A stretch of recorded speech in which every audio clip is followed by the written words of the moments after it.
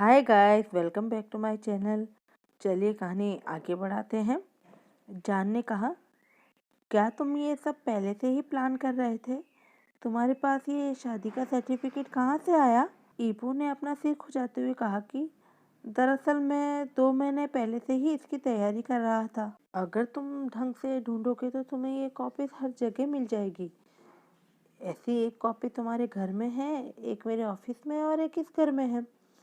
मैं तो इसी इंतज़ार में था कि कब तुम शादी के लिए हाँ करोगे और मैं ये पेपर्स लेकर तुम्हारे सामने फटाफट आ जाऊंगा। मैं तो जल्द से जल्द तुम्हें अपना बनाना चाहता हूँ। ईबो ने जान के माथे पर किस करते हुए कहा कि मुझे पता है तुम अपना फैसला कितनी जल्दी बदल देते हो, इसलिए मैं इस मौके का फ़ायदा उठाना चाहता था कि जैसे ही तुम कहोगे मैं शादी का सर्टिफिकेट लेकर तुम्हारे सामने हाजिर हो जाऊंगा। मैं दोबारा से तुम्हारे पागलपन का शिकार नहीं होना चाहता। ये सुनकर जान हंसने लगा। उसने कहा कि अगर ऐसी ही बात है तो इस पागल लड़के से तुम शादी क्यों करना चाहते हो? हाँ ईबो ने जान को पेन देते हुए कहा कि अब तुम अपने फैसले से पीछे नहीं हट सकते। इनफैक्ट मैं तुम्हें हटने भी नहीं दूंगा। मैंने तुम्हारे जवाब को अपने फ़ोन पर भी रिकॉर्ड कर लिया है, इसलिए अब तुम चाहकर भी मुझसे दूर नहीं भाग सकते हो। तो अब ये सोचना भी मत कि तुम मुझसे दूर जा सकते हो। फिर उसने जान को पेपर पर साइन करने के लिए इशारा किया। जान ईबो का इशारा समझकर पेपर्स पढ़ने लगा। जान ने पूरे पेपर पढ़ के उन पर साइन कर दिए। जैसे ही जान ने पेपर्स पे साइन किया, ईबो ने तुरंत उसके हाथ से पेपर्स छीन लिए और देखने लगा कि कहीं साइन रह तो नहीं गए हैं। जब उसे तसल्ली हो गई कि सब कुछ ठीक है, तब उसने कहा कि तुम थोड़ी देर रुको, मैं इन पेपर्स को एक सेफ जगह रख के आता हूँ, ठीक है? फिर हमें वो बात भी करनी है जो तुम थोड़ी देर पहले कर रहे थे। वो बात अभी खत्म नहीं हुई है। जान ने चौंक कर कहा, पर मुझे तो लगा था कि वो बात खत्म हो गई है। जब मैंने शादी करने के लिए हाँ कर दी है तो फिर अब वो बात क्यों करनी है? ईबो ने मुस्कुराते हुए कहा कि जब तुम अपने शरीर के बारे में ऐसे बातें कर सकते हो तो तुम्हें इसकी सजा जरूर मिलेगी। जब तक ईबो वापस आया, जान सोफे पर ही लेटा हुआ था। ईबो ने जान को सोफे से उठाकर बेड पर लिटा दिया। ईबो को अपने शरीर के बारे में बताकर जान को ऐसा लग रहा था जैसे उसके सिर से बहुत भारी बोझ हट गया हो। अब तक उसे इस बात की चिंता खाई जा रही थी कि जब ईबो उसके शरीर पर ये चोट के निशान देखेगा तो वो क्या सोचेगा। पर अब जब सब कुछ साफ हो गया था तो वो एक बच्चे की तरह सुकून से सो रहा था। उसके चेहरे पे एक सुकून झलक रहा था, जैसे उसे अब किसी बात की चिंता नहीं हो। वो बिल्कुल निश्चित था। जान को बेड पर सुलाने के बाद इबो नहाने चला गया। नहाकर आने के बाद वो भी जान के बगल में लेट गया। जान के शरीर पर चोट के निशानों के बारे में सोचकर उसे बहुत दुख हो रहा था। वो सोच रहा था कि पता नहीं इस लड़के को किन किन हालातों से होकर गुजरना पड़ा है। जब थोड़ी देर पहले जान उसे अपने शरीर के निशानों को दिखाने की कोशिश कर रहा था तो ईबो ने उन डरावने निशानों को देखकर अचानक से अपनी आंखें बंद कर ली थी, इसलिए वो जान की बॉडी को ढंग से नहीं देख पाया था। जान ईबो के बगल में बहुत ही सुकून से सो रहा था, पर ईबो मन ही मन बेचैन हो रहा था। उसके कानों में बार बार जान की आवाज़ गूंज रही थी कि ये बहुत बदसूरत है, बहुत ही बदसूरत है।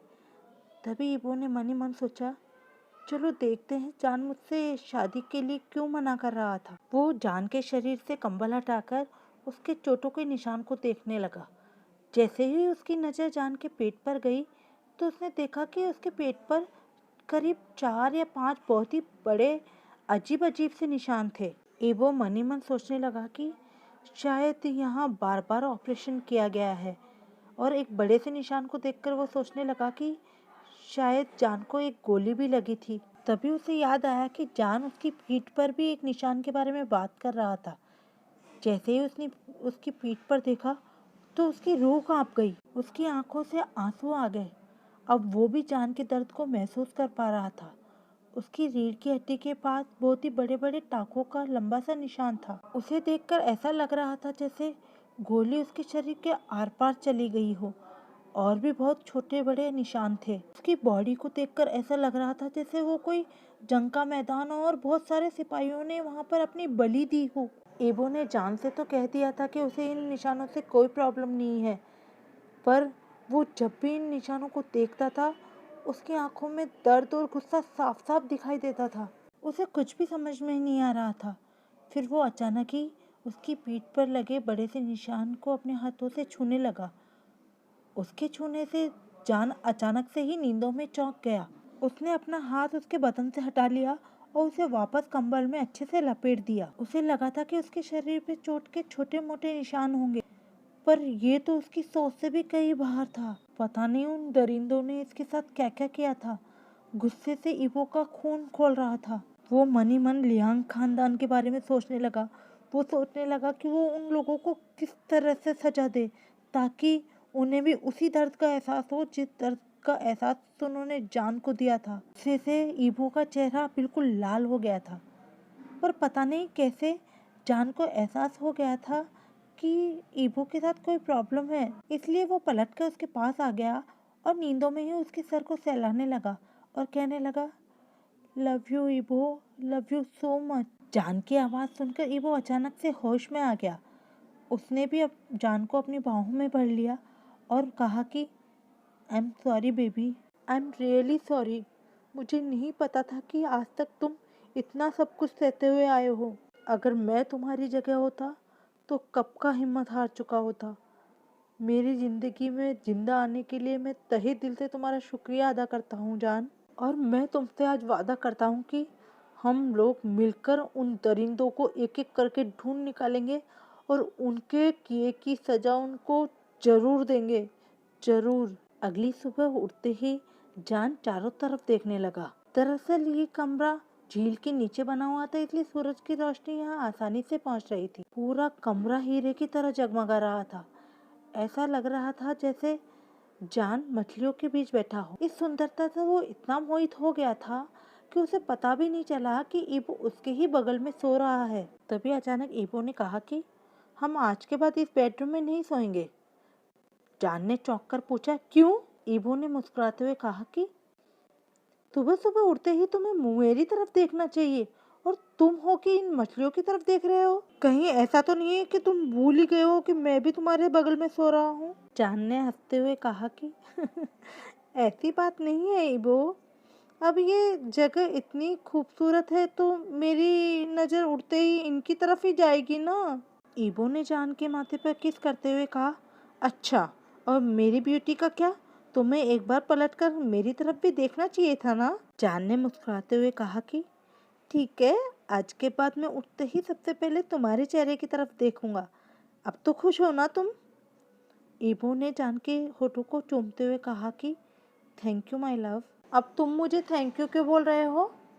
इबो ने कहा, थैंक यू बोलने के पीछे कोई वजह नहीं है, बस मेरा मन था इसलिए मैंने बोला। अब अगर तुम चाहो तो जाकर नहा सकते हो। मैं नौकर से कहकर हमारे लिए खाने के लिए कुछ बनवा देता हूँ।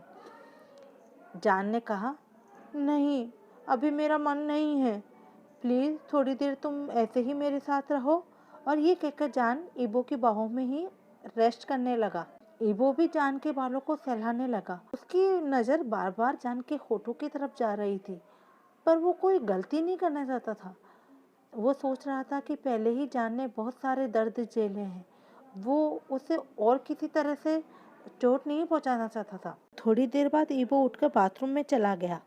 नहाने के बाद जब वह रूम में वापस आया तो जान अभी भी सो रहा था। उसे अपने असिस्टेंट से कुछ काम था, इसलिए टेबल से फोन उठाकर वो बाहर चला गया। सिंगापुर में लियांग मेंशन में लियांग होंग के छोटे बेटे लियांग फेंग ने अपना फोन आते ही फर्श पर फेंक दिया और गुस्से में कहा, पापा, मैंने अभी अभी उसके अकाउंट में 2 करोड़ रुपए ट्रांसफर कर दिए हैं।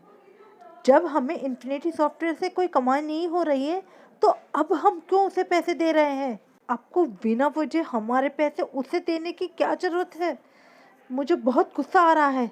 मैं तो आपकी वजह से रुका हुआ हूँ, वरना मैंने कब का ही उसे अपने रास्ते से हटा दिया होता। लियांग होंग ने अपने बेटे से कहा, तुम्हें अभी सोच समझ कर फैसला लेना चाहिए। क्या तुम्हें पता भी है कि वो आदमी कितना खतरनाक है? क्या तुम्हारे पास इसके अलावा कोई रास्ता है? अगर ऐसी बात है तो हम बैठकर बात कर सकते हैं। ऐसा नहीं कि हम हर बार उसी की बात मानेंगे। पिछले 7 साल से हम उसे लगातार पैसे दे रहे हैं और अब तो हमें आमदनी भी नहीं हो रही है। पता नहीं आपने इस तरह का डील क्यों किया था उससे। होंग ने उसे डांटते हुए कहा, चुप हो जाओ मूर्ख, चुप हो जाओ। ये सब तुम्हारी वजह से हो रहा है।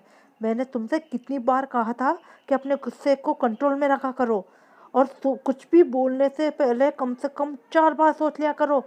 तुम्हें पता भी रहता है कि तुम्हारे मुंह से क्या बाहर आ रहा है। जब देखो जब कुछ भी बिना सोचे समझे बोलते रहते हो। उस दिन तुम्हें कॉन्फ्रेंस रूम में ईबो से इस तरह से बहस नहीं करनी चाहिए थी। उसी बहस का नतीजा है कि हम आज ये सब भुगत रहे हैं। जब जान ने ईबो से कहा था कि तुम्हें भी लियांग खानदान से बदला लेना चाहिए, तो वो भी देखना चाहता था कि आखिर ईबो क्या कर सकता है। उसी के कहने के बाद ईबो ने अपने वकीलों की मदद से लियांग खानदान के खिलाफ एक मुकदमा दर्ज कर दिया था।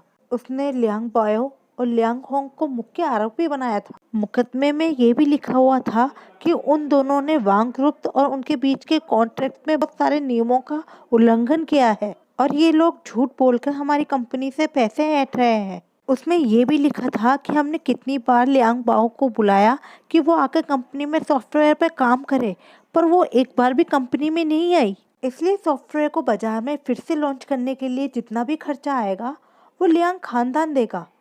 जब ईबो ने अदालत में ये मुकदमा दर्ज करवाया था तो कोर्ट ने लियांग बाओ और लियांग होंग को एक नोटिस भेजा था और उनसे कहा था कि वो 2 हफ्ते के अंदर इसका जवाब दे। लियांग होंग जानते थे कि वो इस नोटिस का जवाब नहीं दे सकते, क्योंकि वाकई उन लोगों ने बहुत सारे नियमों का उल्लंघन किया था। बाओ कभी भी सॉफ्टवेयर के लिए कंपनी गई ही नहीं, क्योंकि उसे तो ढंग से सॉफ्टवेयर बनाना आता ही नहीं था और उनके पास इतना पैसा भी नहीं था कि वे इतना सारा जुर्माना एक साथ भर सके। और जान ने जब से लियांग होंग के कंप्यूटर के थ्रू सिंगापुर के प्रेसिडेंट के फोन में वायरस डाला था, तब से वहाँ की पुलिस उनके बारे में जांच कर रही थी। वैसे तो लियांग होंग ने उसका आरोप अपने एक आदमी पे लगा दिया था, फिर भी वहाँ के कोर्ट ने उसे पूरी तरह से बरी नहीं किया था। एक तरफ तो वो इन सब मुश्किलों से गुजर रहे थे और दूसरी तरफ उन्हें ईबो को पैसे भी देने पड़ रहे थे। उन्होंने गुस्से से लियांग फेंग से कहा, तुम और बाओ किसी काम के नहीं हो।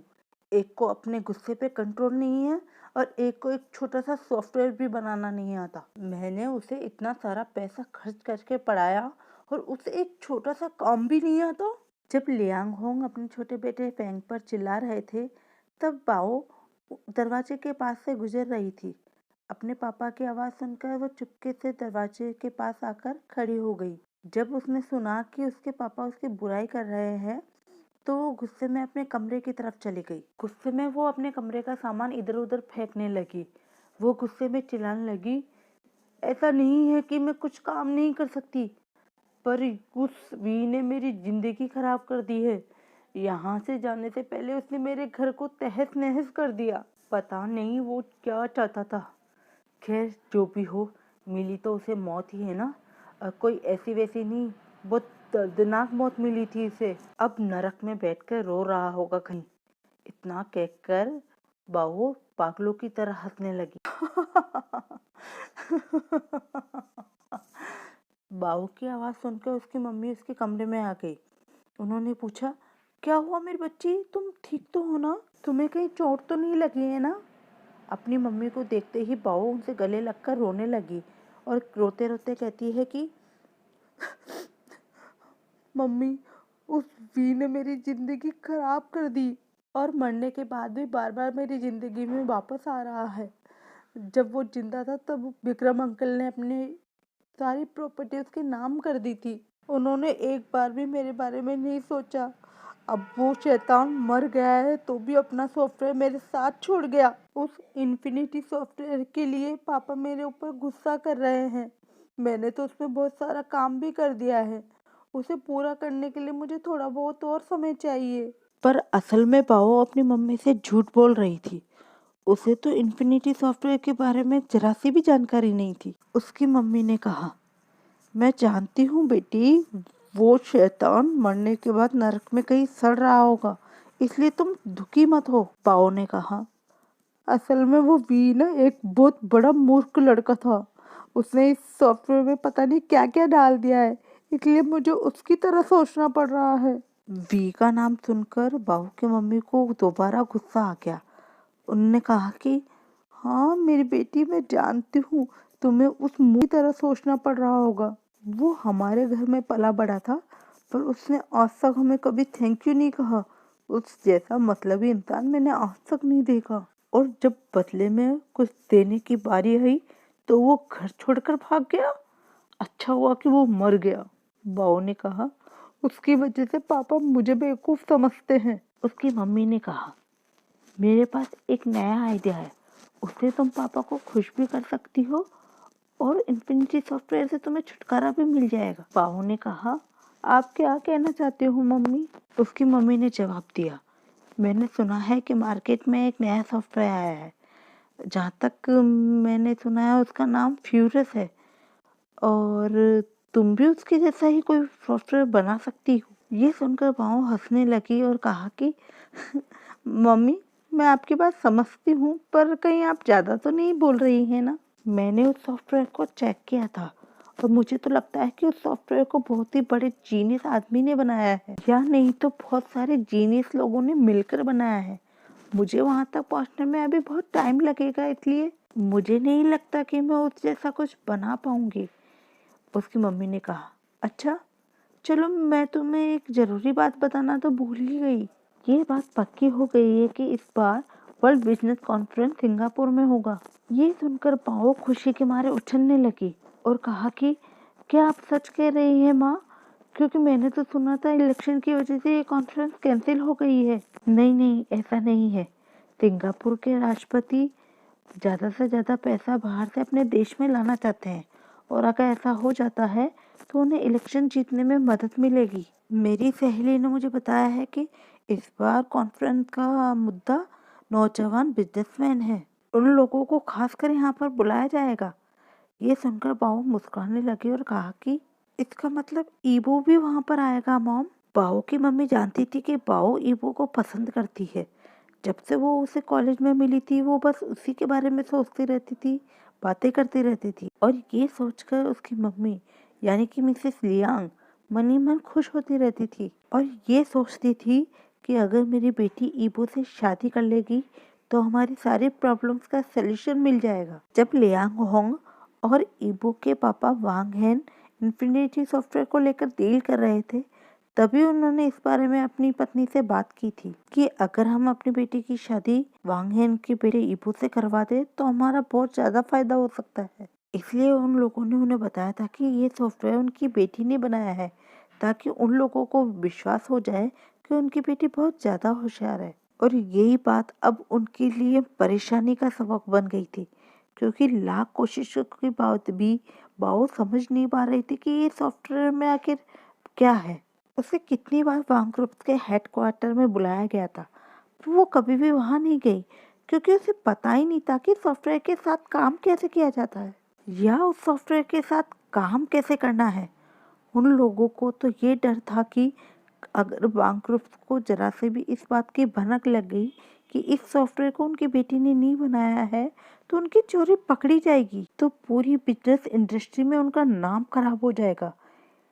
इसलिए लियांग होंग अपनी बेटी बाऊ से कहता था कि वो जब तक वो इस सॉफ्टवेयर को अच्छी तरह से ना समझ ले वो इस सॉफ्टवेयर के बारे में किसी से बात ना करे। पर अभी तक उन्हें इस सॉफ्टवेयर के बारे में पूरी जानकारी मिली ही नहीं थी। उन्होंने तो अनगिनत जाने माने एक्सपर्ट्स को भी बुला लिया था, पर कोई भी उस इन्फिनिटी सॉफ्टवेयर को समझ ही नहीं पाया था कि आखिर उस सॉफ्टवेयर को बनाया कैसे गया है। तभी मिसेस लियांग ने देखा कि उनकी बेटी पर्स लेकर कमरे से बाहर जा रही है। मिसेस लियांग ने पूछा, बाओ, तुम कहाँ जा रही हो? बाओ ने मुस्कुराते हुए कहा कि मुझे बिजनेस कॉन्फ्रेंस के लिए कुछ और नए कपड़े खरीदने हैं। मैं भी पापा और छोटे भैया के साथ वहाँ चली जाऊंगी। उन्होंने कुछ नहीं कहा और उस कमरे की तरफ चली गई जहाँ पे उनके पति लियांग होंग और उनका छोटा बेटा लियांग फेंग बैठा हुआ था। वो जैसे ही कमरे में गई तो उन्होंने देखा कि लियांग फेंग एक कोने में उदास बैठा हुआ है। मिसेस लियांग ने कहा कि आप बार बार ऐसा क्यों कर रहे हैं? आप जब देखो जब इन्फिनिटी सॉफ्टवेयर को लेकर बायों को कुछ न कुछ कहते रहते हैं। आप अपनी बेटी के साथ ऐसा कैसे कर सकते हैं? अगर आपको सॉफ्टवेयर इतना ही प्यारा था तो आपको उस वी को मरने नहीं देना था ना? उसे किसी पिंजरे में कैद करके रख लेते ना। जब भी मतलब होता तो उससे अपना काम निकलवा लेते। लियांग होंग ने अपनी पत्नी को डांटते हुए कहा, चुप हो जाओ। तुम्हारी मुझ पर चिल्लाने की हिम्मत भी कैसे हो गई? अगर आइंदा से मुझ पर चिल्लाने की कोशिश भी की ना तो देख लेना, अगर मुझे पहले से ही पता होता कि सॉफ्टवेयर में इतनी प्रॉब्लम्स आएगी तो मैं ये काम कभी नहीं करता। तुम्हें क्या लगता है मैं इतना बड़ा मूर्ख हूँ कि उससे बिना कुछ लिए मैं उसे मरने देता? और जब उस आदमी ने उसे टॉर्चर करना शुरू किया ना, तो उस शैतान को इसमें बहुत मजा आने लगा था। पता नहीं वो उस लड़के के साथ क्या क्या कर रहा था। मुझे तो लगा था कि वो उस टॉर्चर को झेल लेगा, पर वो तो 1 घंटे में ही फुस हो गया। तो उसमें मेरा क्या दोष? तभी लियांग फेंग का बड़ा भाई लियांगसू वहाँ पे एक डॉक्यूमेंट के साथ आया और उसने कहा कि मम्मी पापा, आप दोनों को इस मसले पे बहस करने की जरूरत नहीं है। हमें बैठकर सोच समझ कर इस पर विचार करना चाहिए। अगर हम इसी तरह एक दूसरे पे चिल्लाते रहेंगे तो हमारे हाथ कुछ भी नहीं आएगा। ये कहकर उसने कुछ और पेपर्स अपने मम्मी पापा और अपने छोटे भाई को दिए। लियांगसू लियांगहोंग का सबसे बड़ा बेटा है। वैसे तो उसकी रुचि नेता बनने में है, इसलिए उसका ज्यादातर समय बड़े बड़े नेताओं के साथ उठने बैठने में जाता है। यही वजह थी कि उसकी जान पहचान देश और दुनिया के बड़े बड़े लोगों के साथ हो गई थी। लियांगसू ने जो पेपर्स उनको दिए थे उसमें फिनिक्स एंटरप्राइजेस के फ्यूरियस सॉफ्टवेयर की पूरी जानकारी थी, और उसमें ये भी लिखा था कि इसके साथ एक और कंपनी रोबोटिक टेक्नोलॉजीज ने भी काम किया है। लियांगसू ने कहा, आप लोगों ने पेपर्स अच्छी तरह से देख लिया है ना? फिनिक्स एंटरप्राइजेस कोई छोटी मोटी कंपनी नहीं है, और जब से इस कंपनी फ्यूरियस सॉफ्टवेयर को लॉन्च किया है, इनकी कमाई और ज़्यादा बढ़ गई है और वांग ग्रुप्स की कमाई बहुत ही कम हो गई है। तभी लियांग फेंग ने कहा, वो तो मुझे भी पता है, पर इन सब का क्या आपको पता नहीं है? क्या आप जानते नहीं है कि ईबो कितना खतरनाक आदमी है? वो कुछ दिनों बाद ही इन सारे रिपोर्ट्स को बदल देगा। और फिनिक्स एंटरप्राइजेस के मालिक के बारे में आप क्या जानते हो? वो एक बहुत ही खतरनाक आदमी है, इसलिए ईबो भी उससे पंगा नहीं लेगा। वो अंडरवर्ल्ड का एक बहुत बड़ा डॉन है। ये सुनकर फैंग चौंक गया। उसने कहा कि आपको इसके बारे में कैसे पता लगा भाई? लियांगसू ने जवाब दिया, मेरी जान पहचान हर जगह है, इसलिए इस तरह की इन्फॉर्मेशन निकालना मेरे लिए कोई बड़ी बात नहीं है। पर मैं जो भी तुम्हें बताना चाहता हूँ वो रोबोटिक कंपनी के बारे में। मुझे इस कंपनी में ज़्यादा इंटरेस्ट नहीं है। वहीं दूसरी तरफ लियांग होंग को कुछ भी समझ में नहीं आ रहा था कि दोनों भाई आखिर बात क्या कर रहे हैं, इसलिए उन्होंने चिल्लाते हुए कहा, सू, पहेलियां मत बुझाओ, सीधे सीधे मुझे मुद्दे की बात बताओ कि आखिर बात क्या है। लियांगसू ने कहा, ठीक है पापा, आप गुस्सा मत होइए, मैं आपको सारी बात बताता हूँ। आज के लिए इतना ही दोस्तों। वीडियो पसंद आया हो तो प्लीज़ लाइक शेयर कीजिए और चैनल को सब्सक्राइब करना ना भूलें। Thanks for watching, love you all.